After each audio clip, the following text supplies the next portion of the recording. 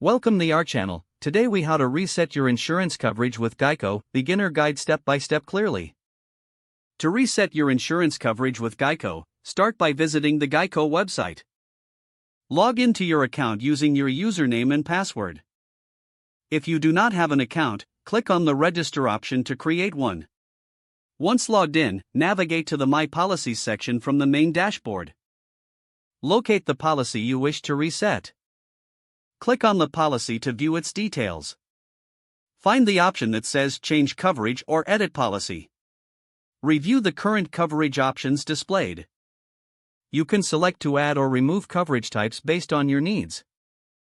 Make sure to consider factors such as liability limits, collision coverage, and comprehensive coverage. Once you have made your selections, review the changes carefully. Check any estimated changes in your premium. If everything looks good, click on the Save Changes button. You may need to confirm your identity through a security verification step. After confirmation, you will receive a summary of your new coverage.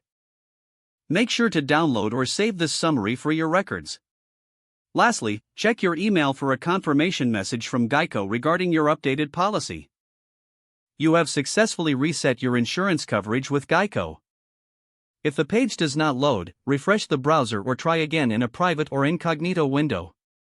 Make sure you are using the correct email address, then retype it carefully to avoid small typos.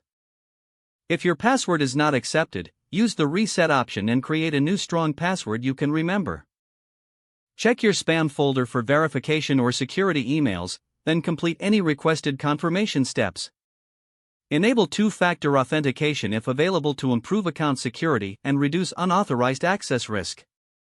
After signing in, review your profile details so your contact information and settings are accurate and current. If you see an error message, note it down and try again after restarting your device and internet connection. Log out when you finish, especially on shared devices, to keep your account and payment information secure. If the page does not load, refresh the browser or try again in a private or incognito window. Make sure you are using the correct email address, then retype it carefully to avoid small typos.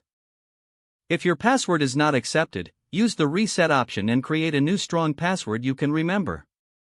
Don't forget to like this video and subscribe to our channel for more step-by-step tech guides.